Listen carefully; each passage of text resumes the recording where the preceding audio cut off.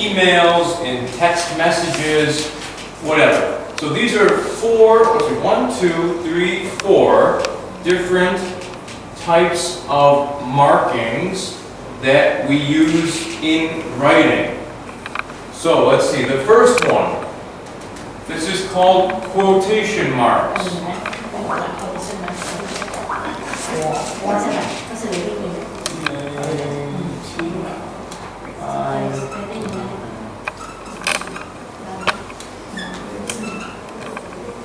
Quotation marks. And these can be used in two ways.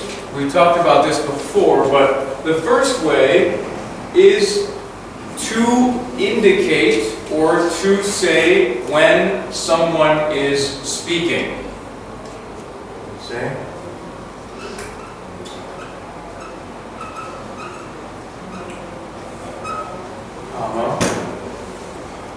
You said.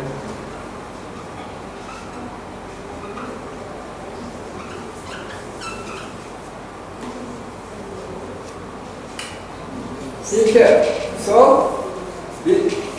we call it direct speech. Direct speech. Yes, indeed. That's good. So this is an example of direct speech. Look at it here.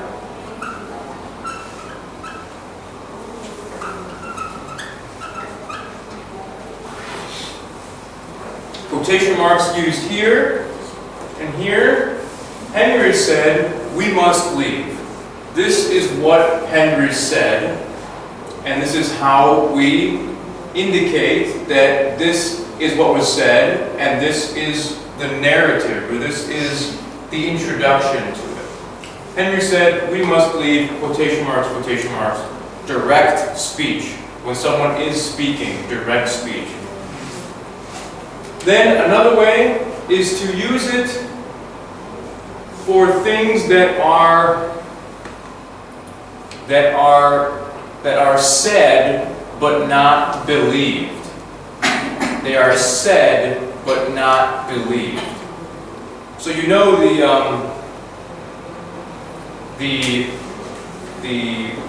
group ISIS, ISIS. You know this?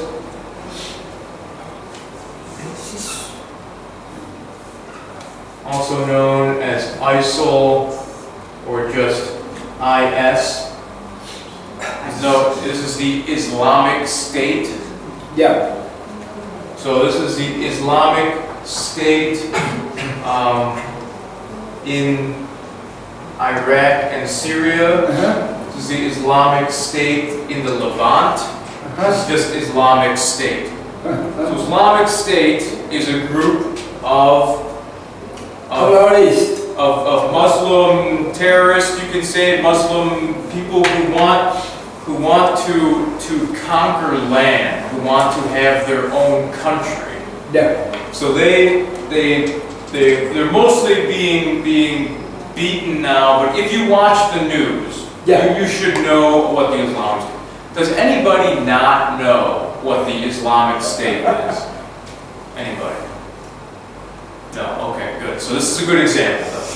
So the Islamic State, if I was talking about the Islamic State, and let's say they said that they had a country.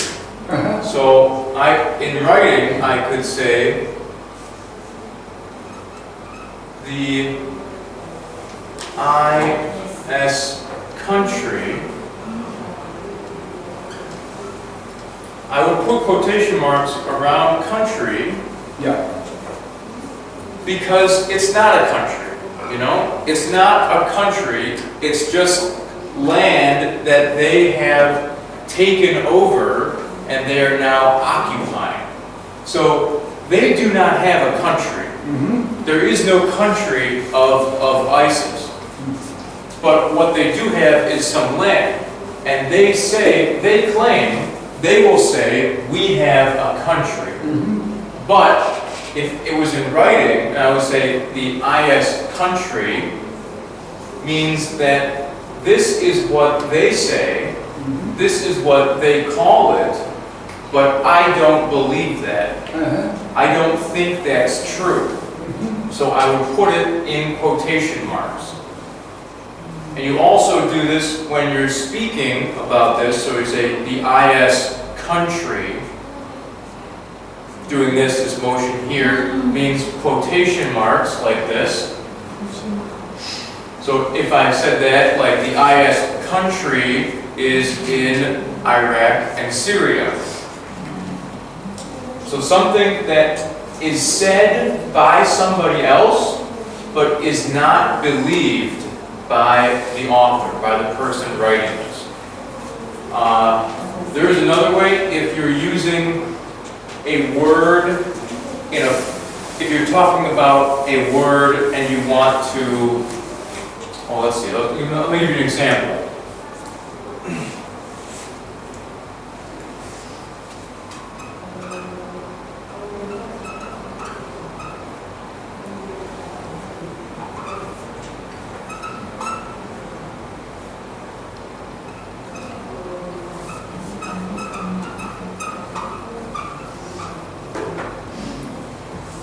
The word valor means courage. Okay, so we just saw this, we just talked about this. But if I want to say in a sentence that this is the word I'm talking about, this is the word I want to isolate, this is the word I want to separate from the rest of the sentence and say the word valor, I can put these quotation marks around the word that I'm using that I will define later. So the word valor means courage. So just to indicate that this is the word we are talking about. Valor. Or you can use it for a foreign language word.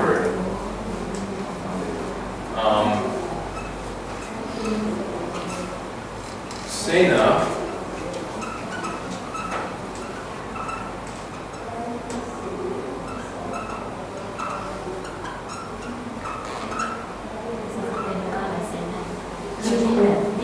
Cena in Spanish means dinner. So that's it. So this is a non-English word. This is a Spanish word. And here, because it is a word by itself, I put quotation marks around it to say that this is the word we are talking about. This word here, cena, in Spanish means dinner. Just like the word valor means courage. So these are 1, 2, 3 different ways that quotation marks are used. The 3 ways to use quotation marks in English.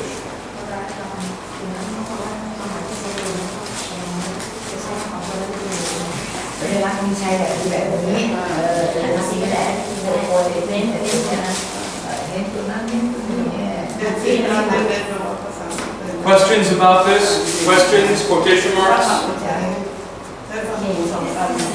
Okay, good. Moving on. Erasing this.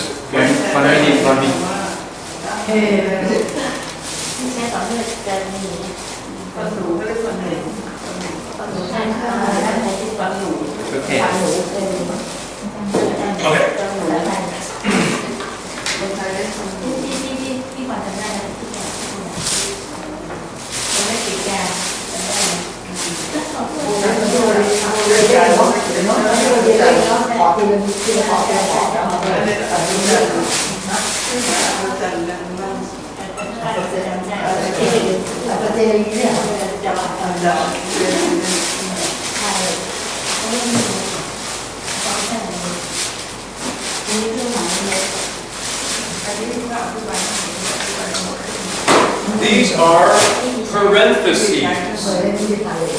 Parentheses.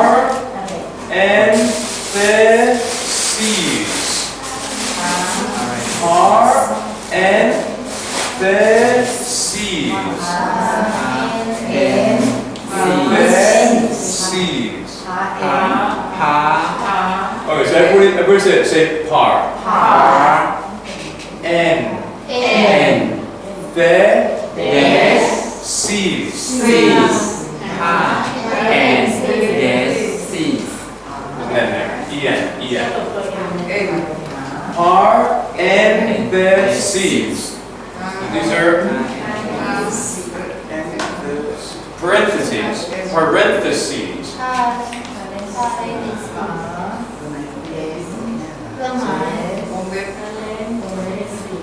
Parentheses. Spell this out better for you.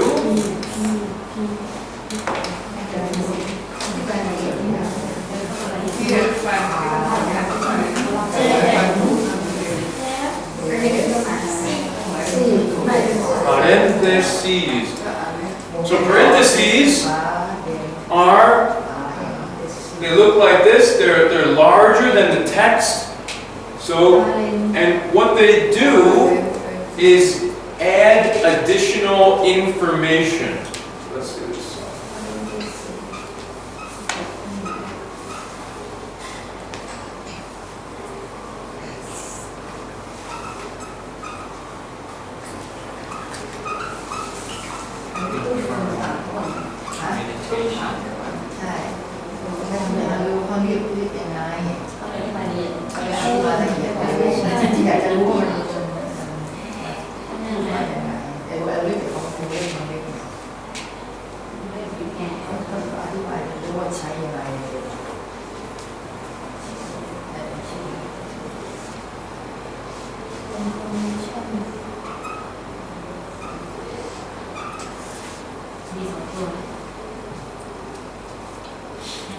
Add additional information. So, if there was a sentence, let's see.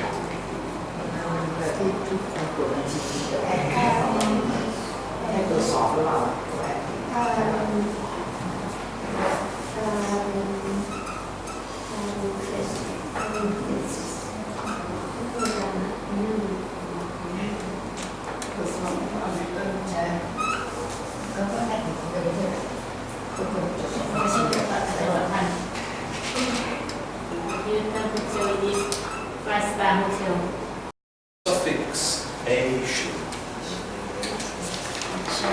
So it's a noun. It's a verb that has become a noun. Do you aspire? Yeah. Do you aspire? Do you have goals? Do you aim for something in your career? If you aspire, you have aspirations. Aspirations. Someone aspire me in my life.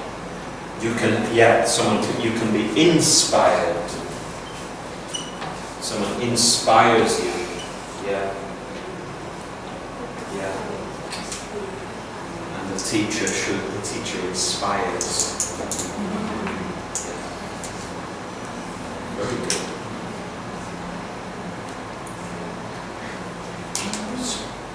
Okay. We'll continue on Thursday. No class tomorrow. No class tomorrow because Buddha worship.